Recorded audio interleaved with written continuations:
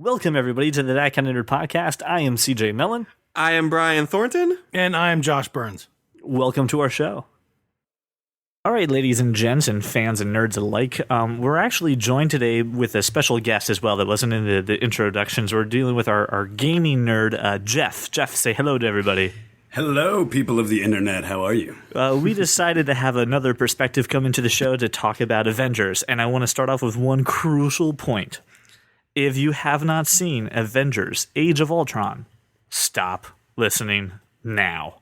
We're not going to hold back at all. We're just going to spoil the entire freaking movie for you if you haven't seen it.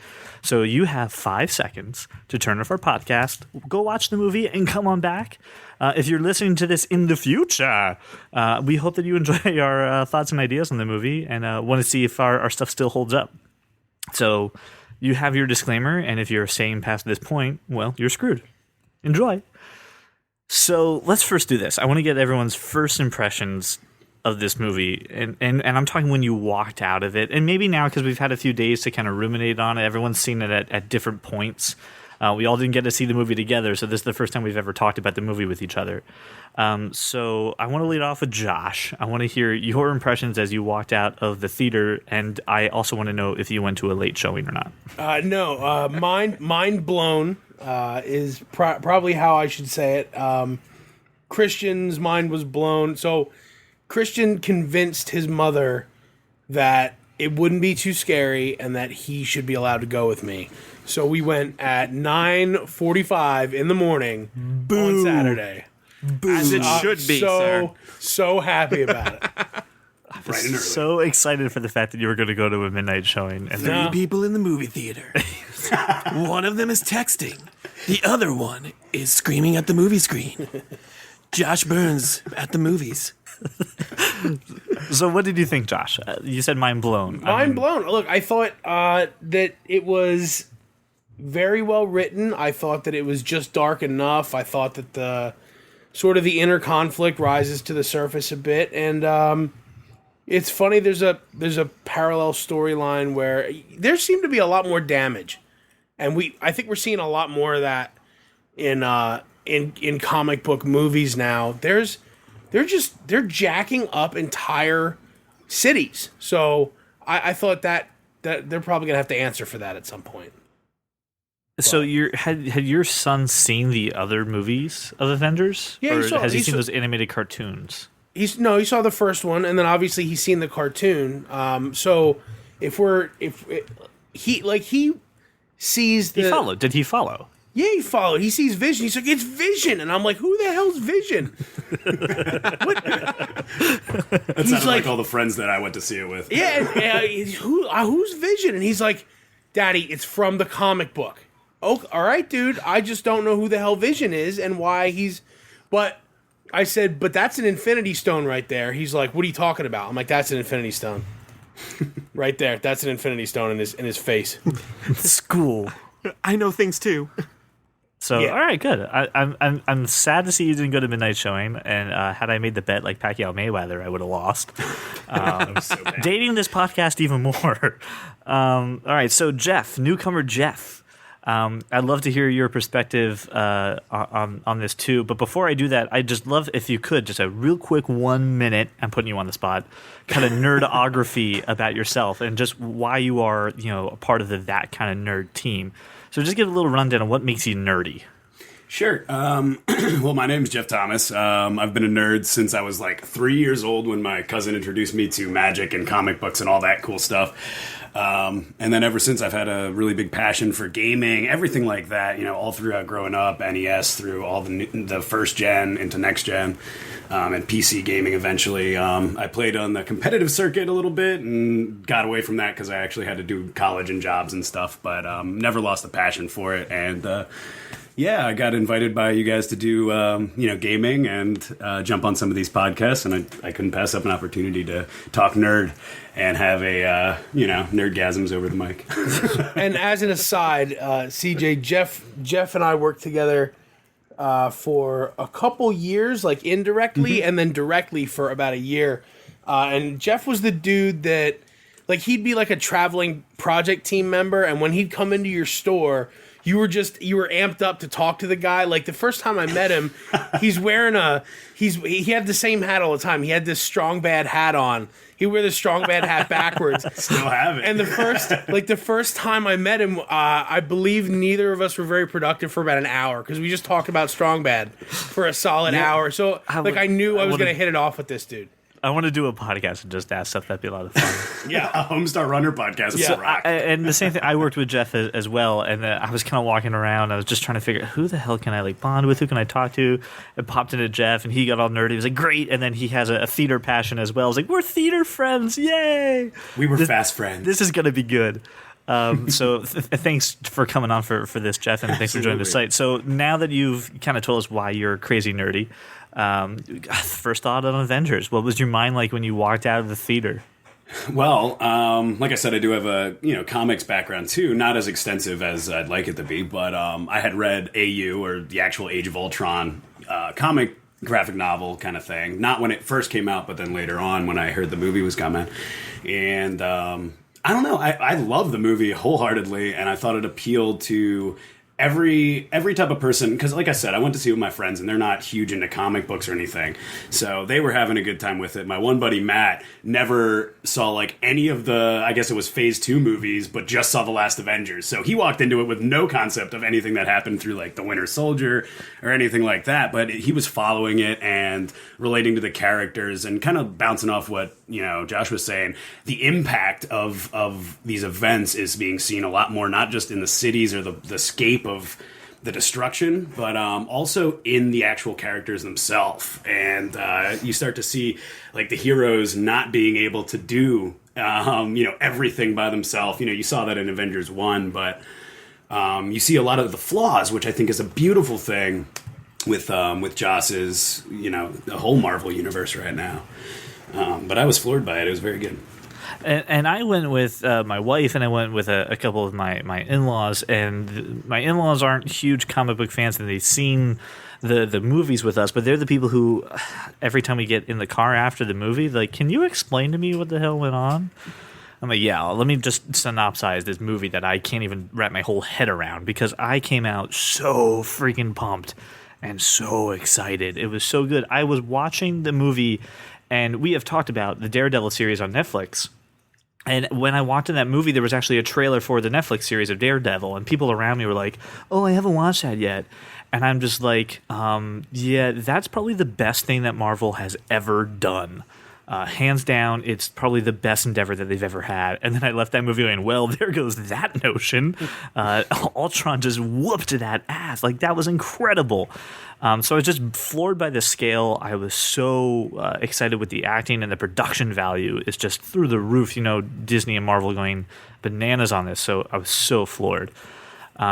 So I was at a loss for words. And when people are asking me, could you just summarize the movie? I'm like, no, go see it your damn self. It's so good.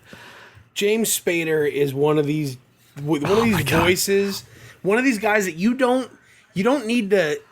There's not many people who could voice a robot. Let's say that.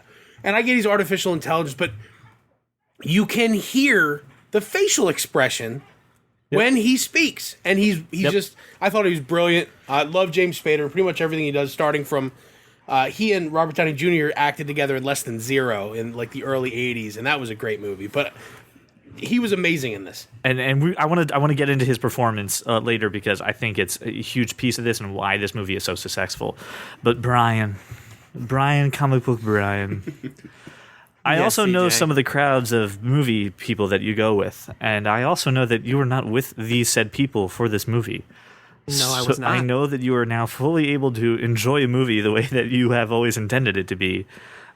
So how the hell was it as you going to this movie and seeing what you've seen? So of course I go last, because I could go on for an hour by myself about this movie. To rein you in. That's why you do the. I'm gonna try to keep it short. I loved this movie in every facet of the word. And we'll kind of delve into all the different reasons. James Spader being one of the top reasons why I love this movie so much, and his performance, and a lot of the story groundwork that like not only had an effect on the movie itself, but had an effect on the future of the Marvel Universe movies. I was so excited, and I thought it was fantastic. Honestly, it just. I want to say it was better than the first Avengers. And I know some other people are like, it wasn't.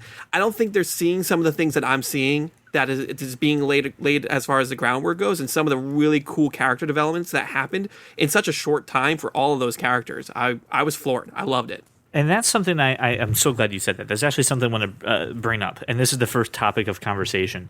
One of the quotes in the movie is that once their shield files get taken from them, Black Widow looks around and says, now I think Ultron knows more about us than we've even let each other know. And that was kind of the general impression I had with this movie was we've spent a lot of time with these characters. They've had their own movies. They've had their own time to shine. And yet we still don't know who they really are. Some things are still hidden from us. And the first thing I really want to talk about is the relationship that was had between the Hulk and Black Widow. So Josh, did you see that all fleshed out? Did you see that as something that was forced upon, or did you think it was well done? No, I thought it was something that was coming since she first recruited him. It seemed like there was something there. He's very flawed in a way that he can absolutely not control, and she's very flawed in a way that was put upon her and she can't control. I think that his always needing to avoid a situation and her sort of avoiding things because that's her personality, they seemed like a natural match, and I thought it was really cool. And I thought it was natural, not forced upon, and I was a little disappointed with the way it ended and sort of Bruce completely detaching. I was a little... I feel sad for the dude is basically, and so the movie did its job. Well, yeah. Well, you're supposed to feel sad. Don't tell me how to live my life, Brian. Honestly, no, I'm not trying to tell you how to live your life. But this relationship is something that, and I may be wrong, but it's never been in the comic books or anything else that I know of. So me as a fan, and you can see it coming. You've seen exactly like you said. I mean, you see that kind of spark between them even in the first Avengers, and you're like, this isn't canon. And as a comic book fan, I'm like, I don't know how I'm gonna feel about this. And it works. It works really well because they're both outsiders for different reasons. And they're both kind of forced into these awful situations that kind of cause them to be outsiders and to be distant from everybody on the team. So I think it works. It makes sense. And the fact that he does the hero thing, I mean, he does the thing that nobody else can do. He distances himself from her to protect her because he can't, same thing he did with Betsy Ross, because he can flip the switch one day, go Hulk out, and accidentally kill her, and not know that he did it. And that's the thing, too. I think you saw his control when he was just like, is this a Code Green affair? Do I need to come in? Like, he's more... Right, he doesn't want to do it. He's very much like, I was surprised that we had to call on the Hulk. And he doesn't want to... He's a last resort. And when it comes to the relationship go ahead. He's not... He doesn't have this... He's detached from everything. What he is very compartmentalized, and he has... Right. A personal relationship with Tony Stark, and a personal relationship with Cap, and a personal relationship with Thor, and they don't ever intersect. But this is the part that brought me to this was that quote that now Ultron knows more about them than each other, and I disagree with you, Josh. I think he only really has a real relationship, a who knows with Black Widow and a little bit of Stark, but with Stark it's all just about nerding out and being technology. It's not about, hey, how are you controlling your rage? Because in the first movie he's literally poking him with a cattle prod, trying to get him to Hulk out. It's a very more like a Frankenstein-ish thing to Tony Stark. It's more of a professional relationship than a real connection. And what I was afraid about with this was, oh God, here's just a forced relationship that we're going to put on for the girls in the movie who haven't seen enough, Thor with his shirt off, and need something to kind of guide him through. Sort of bouncing off that, like you mentioned Betsy Ross, or I don't really know. I know Thunderbolt Ross and all that whole storyline from the comics, and in some of the other situations that the Hulk's a part of. But like, I think them choosing to go away, obviously, what was it Jennifer Connelly going away from that whole like sappy kind of like she's the only one kind of thing, but making it a strong female character that we like all know and we all have seen kick butt, but also like be able to calm the guy who's huge, massive, is kicking everyone's butt half the time. That was the part of the movie that I thought was the most forced. Was don't tell me the Hulk has pressure points. Just stop. Oh, is that what that was? Yeah, it was like this. It was a palm pressure I thought point. it was just let me touch you. Let me be a human. No. If you watch, she does this very specific. Yeah, she does a very specific pressure point acupuncture-ish thing. And I went, no, not sold at all. And you know what though? To me, and Jeff, correct me if I'm wrong too, because you said it didn't read like pressure points to me when I saw it. No, I thought of it as like the chimpanzee kind of thing. They put their hand out for like affirmation, and then it's like it's not affirmation. It's supplication. It's supplication with a chimp. You may be absolutely right in the sense that it could have been pressure points. The three of us didn't see that. Not just so. Here's what I saw. She does the same thing. She says the sun's getting kind of low, which to me sounds like an auditory trigger for some sort of hypnosis, followed by a touch trigger that automatically triggers his unhulking, basically. I don't know the comic book word for that, Brian. So whatever. Unhulking works, but dehulkifying, whatever you want. It's this. It reminded me of. Anytime you've seen any story about a mentalist or any of that, where they have an auditory trigger followed by a physical trigger, and that has absolutely everything to do with certain pressure points or whatever. And I just don't buy that works on the Hulk.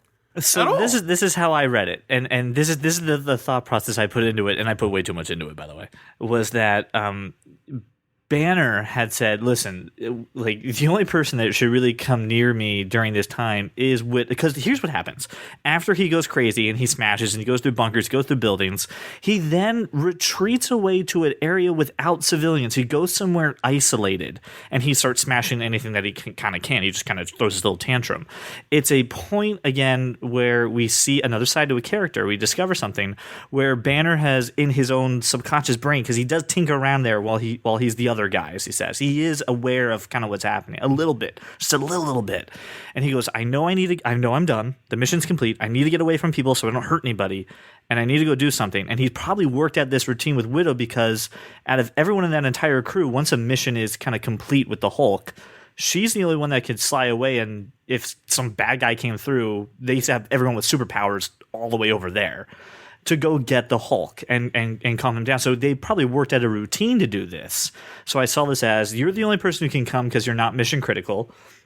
Let's set up just like you said, just like a hypnosis deal, because he did study meditation and did study all these things.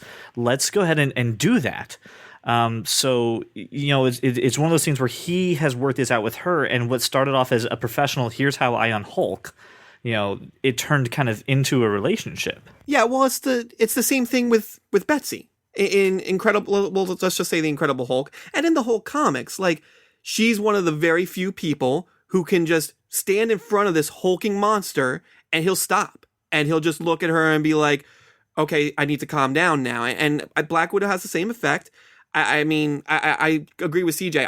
I read it as, okay, we set this up in between the first movie and now. We've set this up and kind of practice this over and over again because there's that connection between him and Black Widow, that she's the only one that can calm him down. I don't think, though, it was intentional in the fact that they were that they've had a romantic relationship. I think it really was strictly professional. They make a very big point of pointing out that everybody sees it. Yeah. Cap says it right at the bar. He's just like, so, when are you going to do something about that? He's like, we're just friends. But we haven't. It's like when you talk to me at a bar. Artist. I'm peacocking. This is the epitome of peacocking with the pickup artist. It's turned into the Hulk.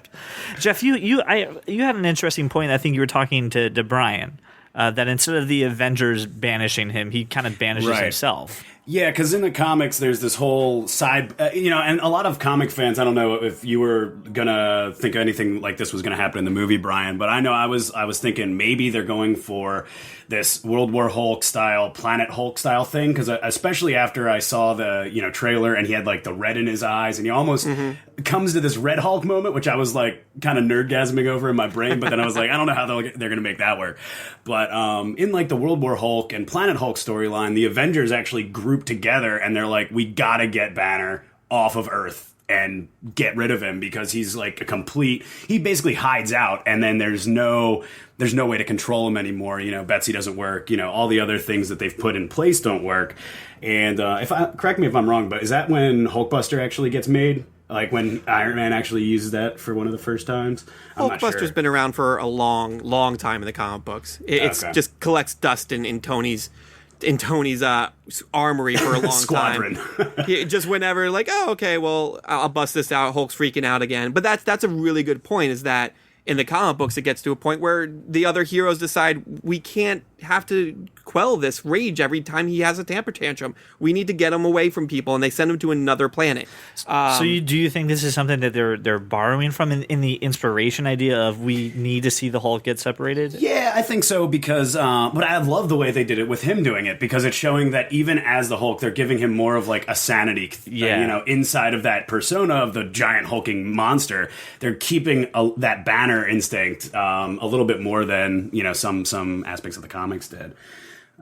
But yeah, I think that was a great way to do it. So that was the point of the relationship that again that we talked about, and so this is the theme I kind of want to go on. I learned more about some of these characters in this movie than I did their own individual movies.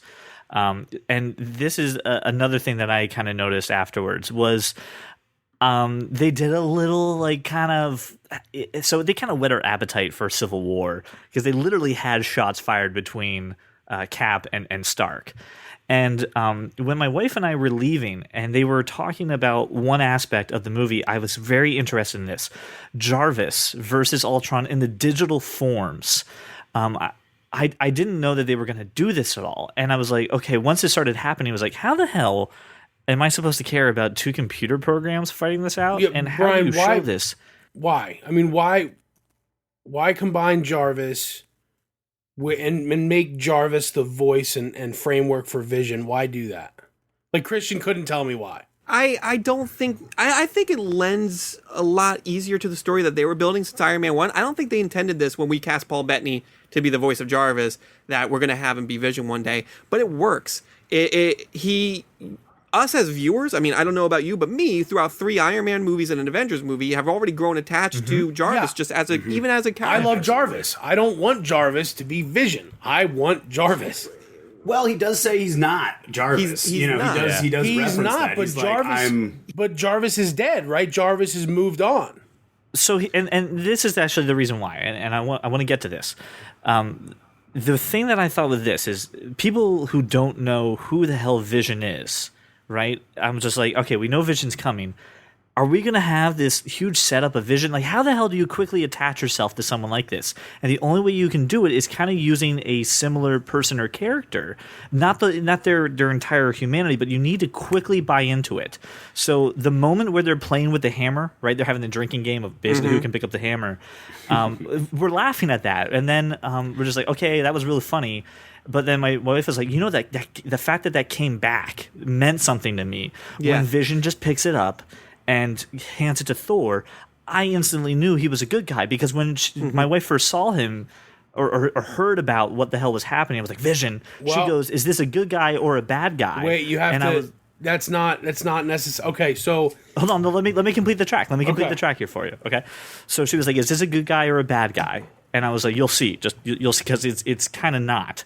You'll see. And when they did that, she goes, oh, I know who this guy is now. I like him. It made an attachment to movie fans and not comic book fans and not nerdy fans to say, this is a good guy. You should pay attention to him. This is someone that you should know. That's why I think they had to use Jarvis's voice. They had to build a relationship on him. It's an instant connection that you have with him. Maybe. But there's two things that it did for me. Number one is just pointed out that you have to be powerful enough to wield an Infinity Stone, which probably means he could pick up Mjolnir with really little to no effort. It'd be like you get, you know, Ronan the Accuser could probably pick it up too. It's whatever. But and I don't care if I'm violating your sensibilities, Brian. I'm saying at some point You're wrong. I no, should see I Brian don't think, freaking I don't out. think I am. I think at some point it just can't be about righteousness, and because I don't think that Vision is righteous. You know what he reminds me of is like the iRobot characters. And Sonny. And yeah, Sonny. And I think that there's gonna come a time, you know, in the next time we see him, when there's an absolute right and an absolute wrong as far as humans are concerned, and he's gonna go, I really don't care that much. And you know, he's gonna, you know, basically walk off, because it's gonna, at some point, Thanos is gonna have to take his head off to get that stone. So hold on, we transitioned to a different point. So I want to see where we're at. Are you not happy with the fact that they used Paul Bentley to do Vision? Do you think that it was a stretch and that they should have gotten somebody else? I mean, I think that Paul Bettany is the voice of Jarvis, but Jarvis doesn't have a face, so it didn't have to be Paul Bettany, which means it didn't have to be Jarvis's voice, because Jarvis is Jarvis. He's not Vision, and they shouldn't cross. So the question I have is, how do you tell the audience that this is someone that you should actually have affection, that someone that you should actually care about, if you don't use something familiar? You want to build it up that quickly? Make it. I don't think you could introduce you could introduce a new character with that quickly. Yeah, without I don't any know. backstory. Make it Haley Joel Osment, Will Smith. Make it a funny, a face that we all love. I don't know, dude. I just think that to make it Jarvis's consciousness is stupid. But it's not Jarvis's full consciousness. He's not Jarvis. I think that's the He may thing. not be Jarvis, but at the core, his programming absolutely is, and he is not a he. He's an it. So, Well, he's the Mind Stone. He's not Jarvis. I'm chewing my computer here, so I need to say a couple things to Unleash that whole thing.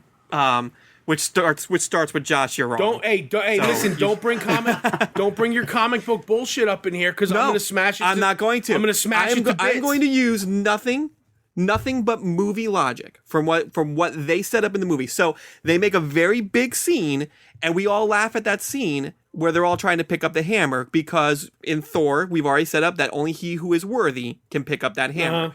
And if you notice, if you need to watch it again, or you need to, the scenes on YouTube, I'm pretty sure, Iron Man tries it, Hawkeye tries it, none of them can do it. But the Captain America, it nudges just a little bit. And you see Thor's lost my face shit. go to this holy shit moment. Yeah. Like, oh my God, he's about to pick it up. It's funny. Because Yeah. out of everybody on Earth, Captain America is probably the most pure and the most worthy out of all of them. When we're talking about Vision is amalgamation of Jarvis's consciousness and a human consciousness, pretty much. He's an android, and originally, and in the comic book, it's very much kind of the same. He's an created by amalgamation Ultron, all of that other Jarvis stuff. and an Infinity Stone. Well, the Infinity Stone is initially what is used to catalyze and power him. If you remove that Infinity Stone, he's no longer Jarvis. Let me He's throw just before you doesn't finish have your that thought. Infinity I'm going to Stone. throw one other thing at you. The fact that Thor supercharged him, couldn't that have imparted some piece of Thor in there as well? And that's why he can pick up the goddamn thing? I mean, maybe, but I think the reason Thor supercharged him. No. Here's the thing. You have to put it in perspective. The reason Thor supercharged him was because he went back in that pool, saw this vision of the Infinity reflection pool, Stones yeah. in the reflection pool, and came out of that thinking that this was the right move because of the Infinity Stone being involved.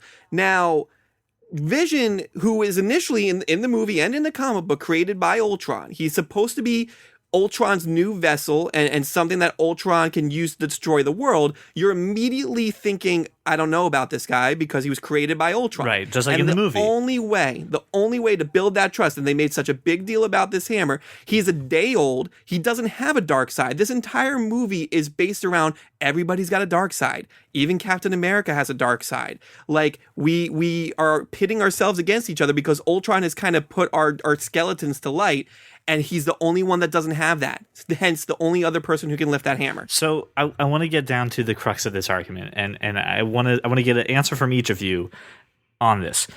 Do you see Vision as a foundation of Jarvis and then a layer of Ultron or some other consciousness, or do you see him as something different? Let's start with Jeff. How do you see Vision? Well, I'm thinking he's something entirely different, but like with I guess some basic blocks of Jarvis. But I mean, the fact, and like he even says it, like I mentioned earlier, he even says it. He may sound like Jarvis, but he isn't. He's his own thing. And as soon as you hear him say like you realize that he's his own thing. But I don't know. I don't think it's a bad thing, Josh. I don't think it doesn't make sense. And I think those guys are right, CJ and Brian, when they say that it happened almost, maybe in like a 15-minute to 20-minute section of the movie, right? So how are they going to tie it back into all the other stuff we already know? And that was, I think, a very, very wise way to do it in the writer's mind, and I thought it worked. I don't know. I'm not going to dive deep into like comic history, but like, I don't know. It's just sort of like how I imagine Vision sounding too. Here's the thing that I had, and this is how I viewed him. It's kind of like uploading a file onto something and then having it stop right in the middle. And all you get is some of the basic stuff installed. So what I just saw is that basically, God, this is going to go super nerdy. I saw the driver of Jarvis's voice go into Ultron. Then we stopped. Then we got a bunch of Ultron stuff in there. Then we stopped. And then he got his own humanity because Thor just supercharged the process and said, "Fuck it. There's no source. Make it up." Supercharge the SOB. So I saw him as a layer of Jarvis for the voice, Ultron for the sake of knowing and the knowledge that Ultron has, and then something different that you can't quantify, which is why he was able to pick up that hammer. That's what I thought. What about you, Brian? He's an evolution of Jarvis. He's definitely got Jarvis in him. He's definitely got the basic building blocks of Jarvis, but in this movie, he's probably more Jarvis than anything, but as these movies go on, and if they use him in other things, he's going to evolve. He's learning. He's growing to, like the human race and all of its little quirks, and he's going to adopt some of those personalities as well. He's his own being. So, there's a little bit of Jarvis in there, but he's his own thing. And Josh, I want you to clarify your understanding of Vision from this film. I want you to make it clear for us. So, I don't think he's Jarvis. I don't understand why, if he's not Jarvis, then Tony couldn't still use Jarvis. That was a problem for me. Secondly, he is not at all human. And you're right, he doesn't have a dark side. He's never done anything good either. He is the most neutral person that we have. Right. Okay? Yes. He's a blank slate. That's the point. No, of him, it's okay, but that doesn't mean let him finish. It doesn't mean he's in any way worthy. All that we know is that he's incredibly powerful. He's been supercharged by Thor, which maybe makes him part Asgardian. I don't know, but he certainly isn't human. A. B. We know he's not Jarvis. Where did Jarvis go then? I have a problem with that. And then, in the end, he's talking to Ultron, and he's like, yeah, maybe they'll die, maybe they won't. I really don't care. He's completely neutral. He's emotionless. Not worthy, not unworthy, but powerful. So this seems to be a point for everybody who's seen the movie, is we only got a very short time with Vision, and we only got to see him do what was self-serving to Vision's agenda at that point. Right. Because he's not beholden, just like he says, and Jeff, you said this a million times, he's not beholden to the Avengers agenda. He's not beholden to Ultron's agenda. He's beholden to, at this point, he's life. The preservation of life. And he doesn't side with humanity just because of them. Like he sees that they're inherently flawed, which is beautiful. And Josh, I totally agree. One day he's going to get in a situation and be like, no, I'm not doing this humanity track. What I don't want is for anyone to draw a parallel to Superman. He is not the savior of humanity. He is not right. He is the embodiment of evolution, and with evolution, something must die, and any of us who are fans of X-Men, especially sort of some of Magneto's theories, it's usually the weaker humans that die. So here's what I want from our fans, and we've been over this a million times before. We want you to give us some comments, give us some of your feedback and your interpretation of Vision and how you think he could kind of go into this role and how he could fit into this universe. So we'll hear from our fans and we'll read some of this next week. But I want to move on to some other things based off the Avengers movie. And thank you for anyone who's still with us. I appreciate you sticking around and going on this because I want to talk about James Spader's performance. And before Josh just goes completely nerdgasm on me here, I want to stop for a minute and I want to help direct you with something. Take the 4 weeks out of your life, and as we talked about, go binge watch NBC's The Blacklist. It looks like one of those shows where you'd be like, this is the stupidest thing I've ever seen. Just from the trailers, it looks so dumb. It's so good, and you really get to see James Spader shine so well in it. But what I loved about James Spader in Ultron was just the way that he performed. Josh, you're so right. You got every little nuance and emotion out of his voice. But my favorite thing was some of the one-offs and some of the crazy things that he said. My favorite thing is Hulk jumps when the island's like collapsing. Hulk jumps into this plane and off camera, you just hear, "Oh, come on." And it just gets thrown out. I was laughing so many times at this villain where I'm like, you want to blow up, you want to kill all humanity. You want to make me, my family, extinct.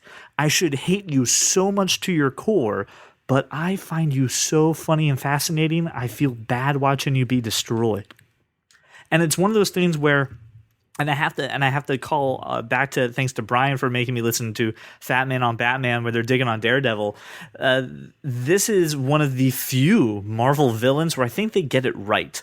Because it's not a melodrama. It's not bad for the sake of being bad. And it's not being good for the sake of being good. And Brian, this is so what you said too. We're seeing two sides to every single character in this movie. We're seeing good sides and bad sides. And the fact that I could see a good side in Ultron, that's weird to me. I did not expect that to come. So what did we think about James Spader's performance as Ultron? Brian, you look like you're going to jump out the chair. I'll let you go first. I'll go. Okay, so I don't watch The Blacklist. Sorry, guys. Boo. I will eventually. Nobody does, just me. I watch it. I do enjoy James Spader in general. Here's the thing. I loved his performance. He's the only person who's got that like metallic-y kind of. It doesn't sound like they screwed around with his voice too much with any sort of soundboard or anything. Yeah, but not as much as you could have with other people. Right, and he's got that kind of metallic-y quality to his voice already, and he kind of plays on that. Here's what I love a lot about his performance. I went into this movie, and my dad actually, because I'm down here visiting my parents, I was actually able to go see it with my father, who was really worried that this was going to be really dark.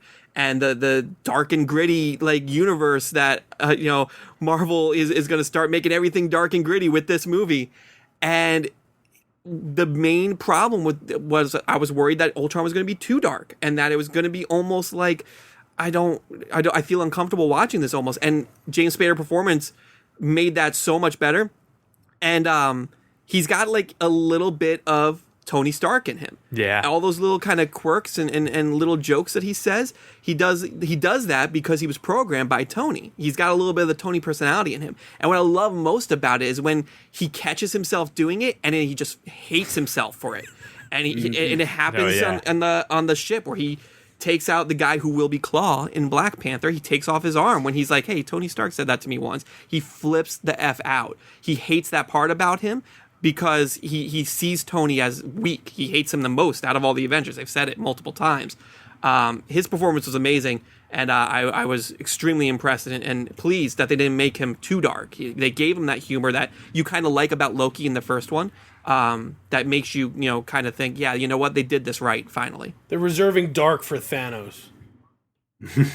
But even he is funny. His scene in Guardians of the Galaxy, he's still got that little tongue-in-cheek humor to him. Josh Brolin's going to do an amazing thing with that, I think. But for James Spader, his voice is very, for me, it's this very calm, soothing, smoky. It's a scotch and cigars to the max. He's got this. Which fits you perfectly. It really does. He's got this very, he's just the definition of cool to me. And I am a fan of The Blacklist, so Red Reddington is just the coolest dude you'd ever meet, and you can't help but feel some of that James Spader actor public persona really, imparted into this role. And I do think that he's sort of very akin to Robert Downey Jr. in real life. So it made sense to me, the casting. I think that I know they have a long history in life, so it made sense that they would have a good back and forth. Spader is absolutely, just completely demonstrative in his voice and his inflection and the way he uses the way he uses his voice to express an idea without any. You never have to see him, like you were saying, CJ. And I laughed several times out loud, and I was very entertained by the character and by his performance. Jeff, I want to ask you a question as part of this for a performance piece too. You and I figure out weird, strange, abstract ways to kind of communicate things to audiences. Absolutely. And with his performance in there too, the moment when he comes to life, when he becomes self-aware, and it's kind of like this black screen, and then you start seeing the pixels come through. What did you feel at that stage of the movie? Did you feel that they did that correctly? Was there something different that you would have done? And, kind of riffing off what Josh was saying, you don't need to see him to know, like, having seen Blacklist, like, I know his stances. He has these very specific ways of holding himself. But, like, even in that black moment, it's like that whole rebirth kind of thing, or well, not born again, really, because he hasn't really been, he's been kind of in that, I guess, in the mind gem.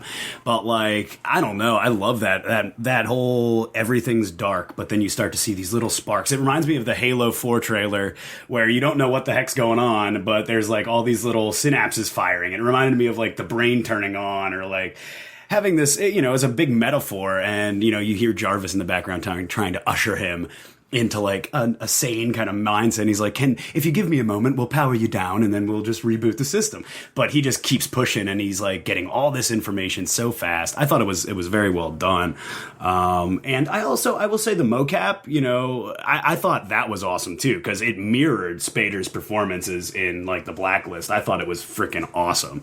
Little head turns and little, like, mouth moving quirks, like that kind of stuff you could see in the actual Ultron robot. And what I liked too was that Ultron's character development, literally from the sense of a design perspective, was not like a Transformer, which is a fear that I had, that we would have Transformer-like Ultron walking around, and I'd be like, please, I don't want to see Optimus Prime, I want to see Ultron. Optimus is awesome. Yeah, but I don't want to see that. Awesome. That's not the world for him. So I was very happy to see the way that they designed him. I thought it was spot on. Does anyone else have anything they want to add about that character? Not only the design, but the character of Ultron. Brian, you got to tell me if you feel this way. I haven't read a ton of Avengers. Certainly, I don't know a ton about Ultron. But what I've seen from this movie makes me feel like I know a lot about the history, and I thought that they packed a lot of content into a short amount of time. You feel that way? Oh, absolutely. But where it failed in certain movies like, I don't know, Spider-Man 3 and X-Men 3, they did it really, really well. They packed a lot of stuff, not just in... Ultron's backstory is huge to begin with. And his quote-unquote motivations for doing what he's doing, but all the other extra characters and the story development and the groundwork that they laid for the next coming movies it was so heavy, but they did it so well that you are like, it's never distracting, it's never too much, it's never like, well, I don't understand this, I don't understand that. You know exactly what's going on with that character and with where they're going in the future, and especially when they're introducing new characters. Like, I loved how they handled Quicksilver and Scarlet Witch, who were Avengers on and off, and they initially started off as villains in the comic book too, and I love that their motivation, they're not bad guys, they're just trying to do the right thing for their country. And even Cap says, oh yeah, like, no one's ever been experimented on to help their country. That's weird. Like, in that kind of tongue-in-cheek moment where they're like, what's wrong with these people? Cap's like, I completely understand where they're... I thought the most beautiful moment happened when they're standing there and they're explaining the fact that they've been under the bed in their home for 2 days, staring at the word Stark, and what that meant to them, and it snapped me out of the world that I was in that movie, and really made me go back to a global picture. of how even we show ourselves in our country that, this could be you could put any name on that bullet and find that situation anywhere in the world. And it really kind of put some humanity into this universe and saying, yes, there's people flying around in metal suits. Yes, there's a green monster. Yes, there's a robot taking things over. But people are in these situations where they turn, that people can be changed and shaped by little things that you won't ever see. You'll never encounter that within your life, but it can come down the road later and have an effect on you personally. I'm living in my house somewhere in a city, and because, Tony Stark's company supplied ammunition, I just had a building that I've been working on for 9 months get destroyed by the Hulk and Iron Man. It reminds you that, these things have the prior effect. to the past 7 years, Tony Stark was a warmonger. Yeah. Yeah, absolutely. Yeah. It reminds you really exactly did. the kind of person he is. Those two characters he was. reminded me that Tony Stark can be a bad guy, and if it depending on what side of the film you're on. But I'll say this: I loved. Oh my God, I'm blanking on his name. The guy who is Quicksilver. He's in Kick-Ass. Kick-Ass actor. Yeah. Aaron Taylor Johnson. Thank you. He was phenomenal. I loved him so much. And so we've been talking about Flash on this podcast before, and these are two different characters but rooted in some of the same things, so people can kind of grasp onto them. How do you feel about Quicksilver in this world that we have? I like him better. I like him better in X-Men universe. I like him better as a mutant than as a science experiment. Enhanced people. But Thanks, Fox. Really appreciate it. Thank you for not letting us say the word mutant, you assholes. just whatever, I think that the character's good. I think that becoming righteous makes them more favorable in the public eye, but for the most part, yeah, they did a lot of bad shit, man. I mean, leading up to the last scenes of the movie, so it's kind of hard for me to forgive. Scarlet Witch. Really? Yeah, kind of. You couldn't forgive them? Dude, I did. Listen, immediately. I hold grudges. This is what I do. Like I'm just John Q. Public, okay? So you have done some bad stuff for 90 minutes of a 150-minute movie. I'm not happy about it. Well, they were misled. They didn't know what they were doing. You were misled, sir. They had this emotional trauma of seeing an undetonated shell sitting right in front of them after their parents died. I literally just set up their backstory for you, leading up with sympathy, and then you just no, I don't give a shit. They done But terrible Ultron things. played on that. He played them. Empathy is not. It doesn't necessarily come easily for me. Does it suck? Yeah, it sucks. You stared at a shell for 2 days, and then. Let's just downplay Your this. parents fell through the floor. Yeah, whatever. Unfortunate for you. Sucks to be you. It does. Stop being in a foreign country. You realize that you can take control of your own life and make your own decisions. And Can I get opinions from sensible people who I am actually have sensible. sympathy and hearts? This is. Thanks, I Ultron. I absolutely appreciate felt your opinion here. sympathetic. Let's move on to the next person. Let's start with Tony Stark. Brian, go ahead and take it away. Well, Josh, your opinion's wrong, so let's move on to someone who's right. That's ridiculous. No, you absolutely feel sympathetic for them. I mean, they got misled. They got sold a batch of bad goods because they thought all they were doing was taking out the Avengers, and that was it. They had no idea what Ultron's bigger plan was in mind. They thought, hey, Ultron's got an axe to grind with Stark, so do we. Let's team up. And that's it. The moment she touches that cover and finds out that it's not just the Avengers, he's going to wipe out the entire planet, she is horrified and we can't be doing this anymore. And you see him clench his fist, too, which is like a little nuancy kind of thing, but you're like, wait, now he knows that they're not with him anymore. So, And then after that, he's not really on their side anymore. Here's a funny thing I had with Quicksilver. Which is also, hey, hang on. Go ahead. Which is also, if you did not feel sympathetic for them at that point, when...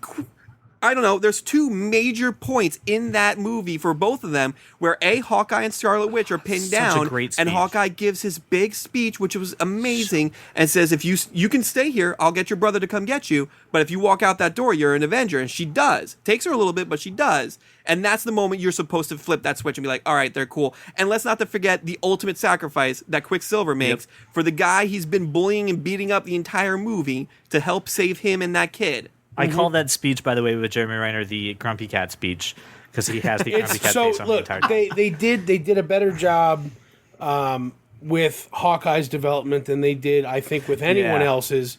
And hold on, before we jump into Hawkeye, I do want to say one thing, and I don't know if you guys caught this at all. And if you did, it's pretty freaking obvious. The first line you hear Quicksilver say in that movie is, "What, you didn't see that coming?"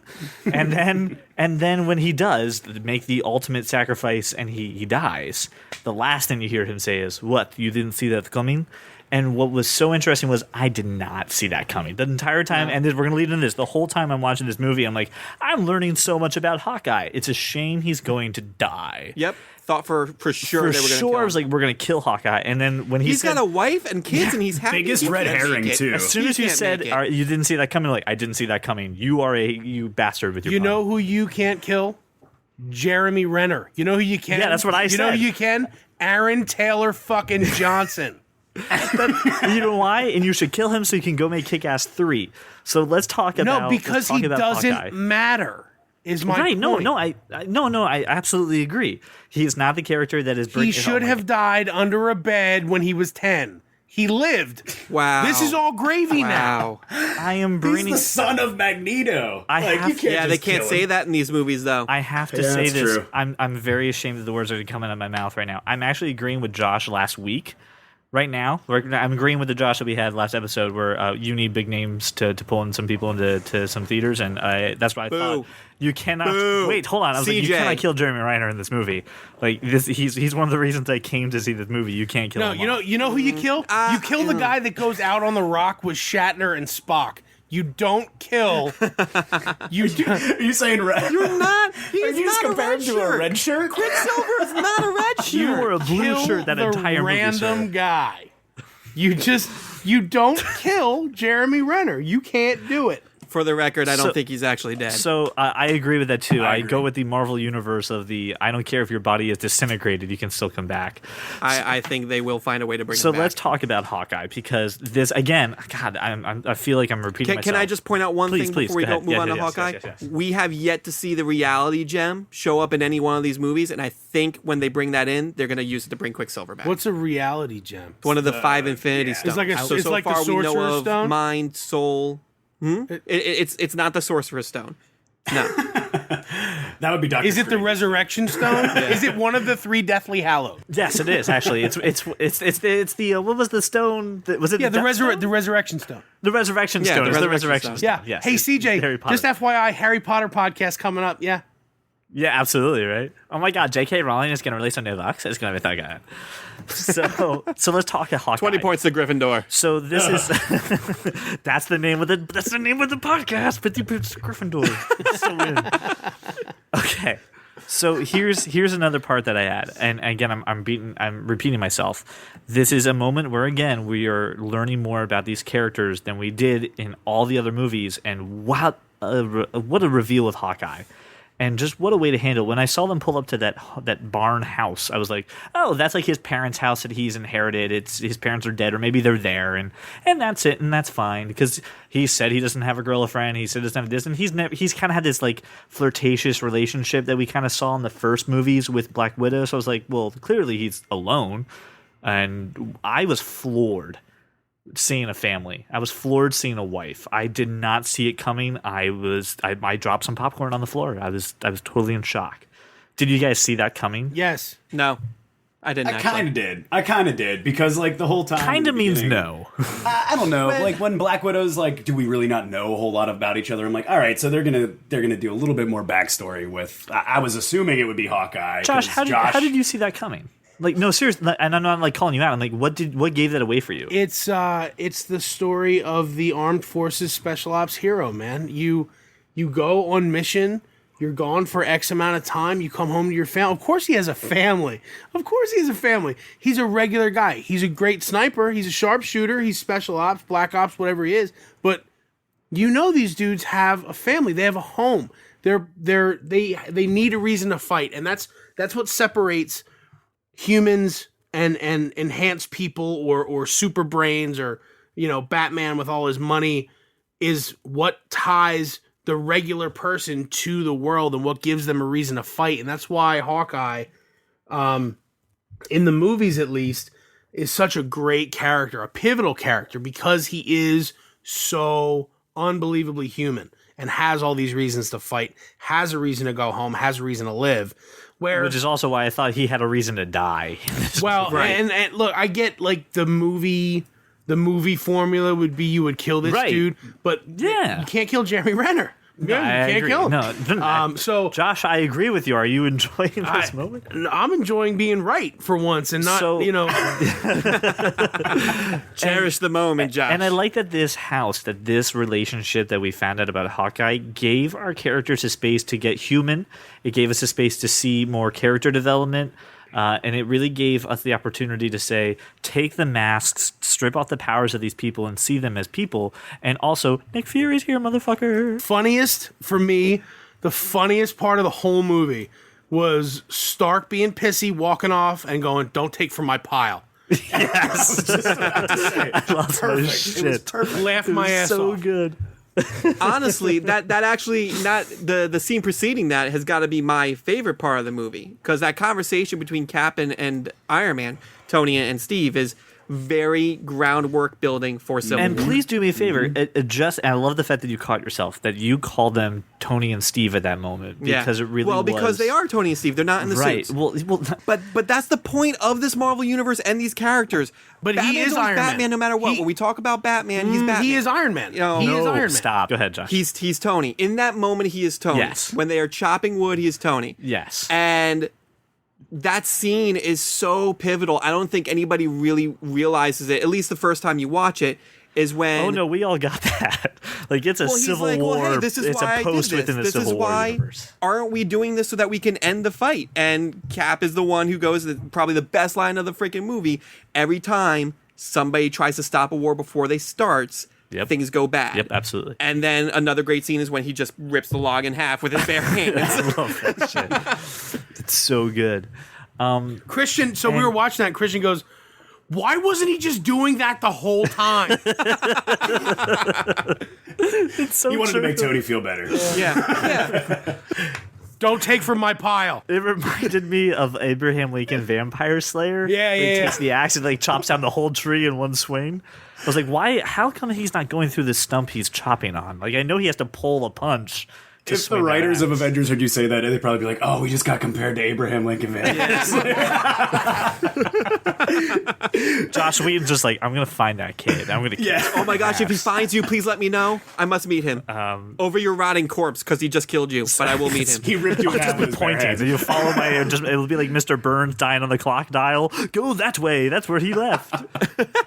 So I think we all agree on this, and there were a lot of posts and there were a lot of. So I kind of see Civil War as building a house, and they laid some foundations during some of the previous movies, but this was the one where they now start putting the frame up, and they start putting some things together, and they are going, look at this moment. Remember this moment. It will come back. And as I'm watching this movie, and I'm seeing things just like what Brian said, the chopping the wood scene, the scene when they actually confront Tony about creating AI and what's going on, and seeing them literally shoot at each other, literally fire shots at each other over these moments, over these decisions. You kind of see, oh shit, like I can kind of see what the Civil War movie is going to be like. But I want to talk a little bit, just if we can, just a smidge, about some of the things that are missing from the Civil War story that we're seeing so far. What are we missing? And the first thing that we're missing is some cast of characters. What are your thoughts on getting some people like, I don't know, let's say Spider-Man, who's so integral to the Civil War they already did that. storyline? How are we getting him into this universe at this time? How can we get him in? Like, do you feel this is going to be forced? You don't need to get him in. This is the next significant. You do. It's the next significant movie. You need him in but this he's story. going to be in the Here's- next movie. So But Right, he's gonna be. Here's the thing, though. He needs to be just as integral in this movie as he was in the comic book storyline. Because when, Completely especially in the comic book storyline, when you think people who are really secretive about their identity and worried about hurting people who are close to them, it's Spider-Man. Spider-Man's always the poster boy for keeping your identity a secret so that you can protect the ones you love. Right. And right now, the cast of characters that we have, everybody knows each other's identity. Everybody knows Steve Rogers is Cap. Everyone knows Iron Man is Tony Stark. Everybody knows who Hawkeye is and who Black Widow is. There's no secrets as far as their identities between them, maybe about their motives, but not. And the big thing about Civil War is that they need to register their identities with S.H.I.E.L.D. and pretty much become agents of the government. So Spider-Man in the comic book is hugely pivotal to that, because he's the guy that Tony is actually able to convince, hey, this is a great idea, and you know what? You're going to reveal your identity in front of everybody to kind of set an example. So I know they're going to introduce Spidey in it. I don't know in what capacity. And I know a lot of characters that they've already alluded to, Black Panther and Spidey and Doctor Strange are going to make appearances in this movie, because it's not just going to be a beatdown fest between Cap and Iron Man. They're going to have sides. I'm just interested to see how they handle it going forward. So the thing that I had read was that Sony came to Marvel, and Marvel came to Sony. They sat down at the table, and an offer was struck into the sums of this. Marvel Studios will help produce the next Spider-Man movies, because Sony was, after those emails that were leaked, they're shitting the bed with the Spider-Man franchise. And they said, listen, we're going to help you. We're going to put some input into this. They pretty much said, hey, you know all your plans? Forget them. And they said this: if you disrupt our release schedule, if you mess up the plan that we have going into Civil War, because you all see it's clearly mapped out, not only do you lose the rights to Spider-Man, you lose the rights, you're gone, they're back to us. Number two, you will owe us in the sum of, and I'm pulling this number out of my memory, $1 billion. No, it's not that much. I think it's like 2 billion, CJ.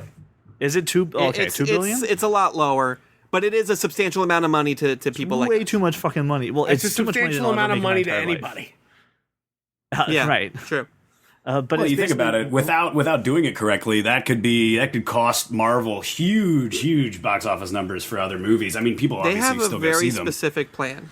So, Yeah. do you think that this is going to be? Do you think Sony's going to live up to this? Do you think that they can deliver after everything that's going on with Yeah. Sony right now? Yeah, absolutely. Because they've already like, okay, and they're recasting Spider-Man, they're recasting everything.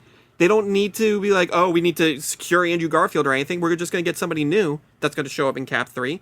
And then the working title of the next Spider-Man movie is The Spectacular Spider-Man, and that's not out for another 2 years. I thought the other one too was Spider-Man: The Next Avenger. I've heard that too. I've heard that, and I've heard Spectacular Spider-Man. There's a couple working titles in the rumor mill. Right, but Spider-Man doesn't go willingly. Sort of gets recruited and likes the tech and just decides to play around with it. So he's in and out. But that's how it starts. But that's not how it stays. No. I know he that. becomes very much into it. Yeah, but I mean, here's what we have. We have Ant-Man in the summer, which okay, it'll be good. I'm excited Whatever. for it. Oh, that's going to be good. Ant-Man. It's going to be entertaining at the very Paul least. Rudd is funny, so great.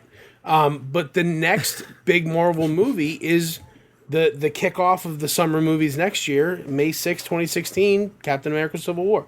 So the thing that gives me hope is the amount of story arc they were able to cram into 2 hours and 17 minutes, something like that. 2 hours and Yeah.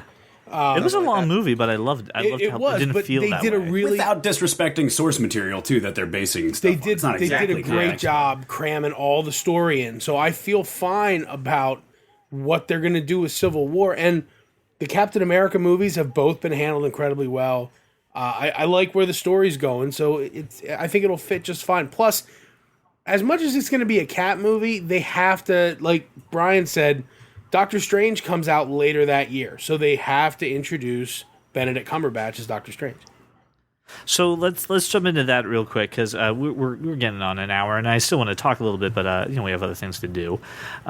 What's next on the pipeline? What's coming, Brian? You had a link that you had sent us to kind of explain this. Can you give us a scope of the Marvel universe that's coming to us soon, coming to a theater near you? I can. So after this year, you have Ant-Man for the rest of this year, and then you're pretty much waiting until, like Josh said, May 6, 2016. You'll have Captain America: Civil War, and you'll have later that year, more around the Christmas season, Doctor Strange, who is not really in the summer movies, but I mean, November's actually still a pretty big month for movies. Then going into 2017, you're gonna have Guardians of the Galaxy 2, which is probably gonna lay more groundwork in for Thanos and the Infinity Gems and everything.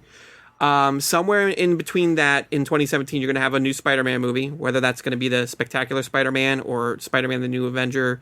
I'm not sure yet. And then that November of 2017, you're going to have Thor Ragnarok, which was also teased at in this movie, by the way, but we don't have to talk about that necessarily. And then from there, 2018 will be Avengers Infinity War. So they've got about 4 or 5 movies to build up the rest of the Infinity Stones and build up the threat of Thanos. By 2018, you're going to have Avengers Infinity War Part 1. Black Panther will be out in 2018 along with Captain Marvel, who I can only assume is going to spin out of Avengers Infinity War. And then you're going to have it wrap up in 2019 with Avengers Infinity War Part 2. So it's there's a lot down the pipeline. They have this huge story that they're setting up right now. That should be interesting to see how it all pays off.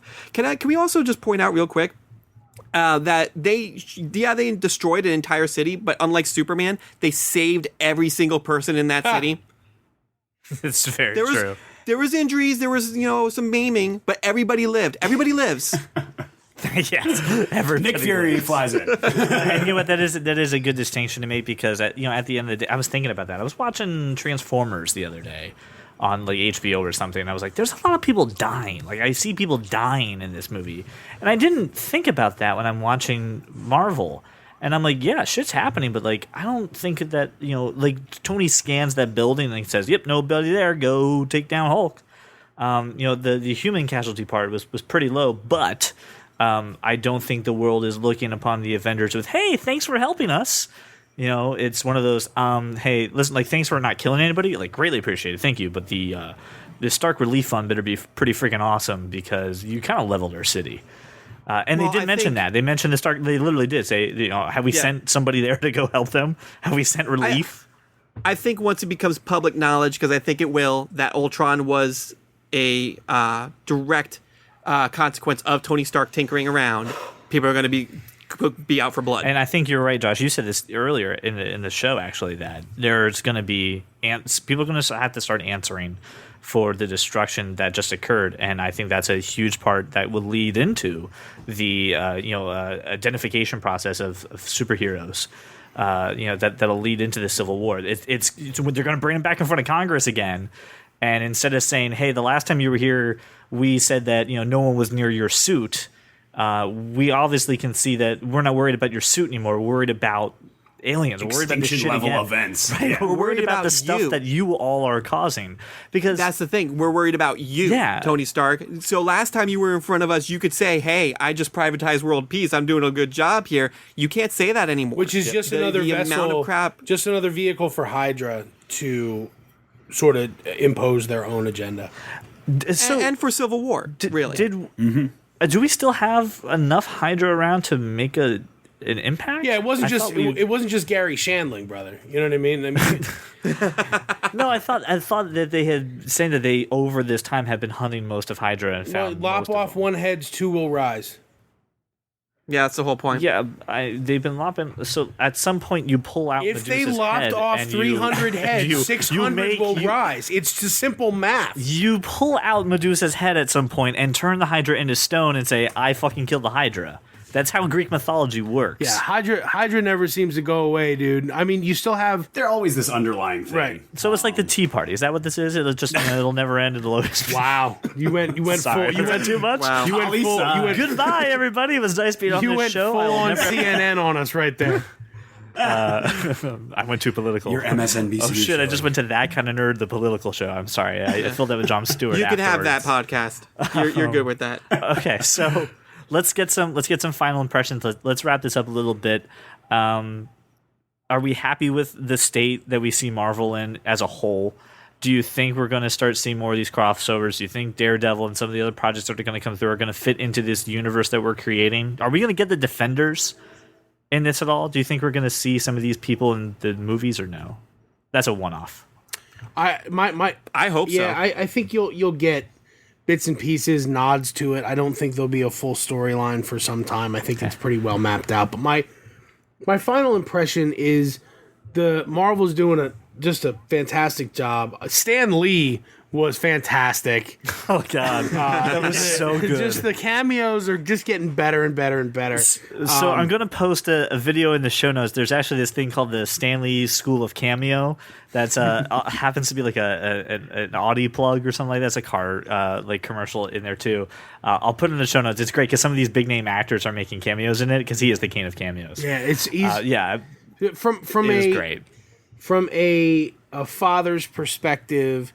I really like that even though it's PG-13, I can take my young son to the movie without fear that it's going to either be too scary, too graphic, or too over-sexualized. I mean, there's hints of it, but certainly no more than you get on, TV. Right. So that was really cool to be able to experience this with my kid. In a way that he could shed some light, because it ties in pretty well with the rest of the universe, I thought, with what he's watching on the cartoons and what he's reading in the comic books. So I thought it was really good, and I enjoyed it thoroughly. Brian, your final thoughts on Avengers: Age of Ultron in less than an hour and 10 minutes, please.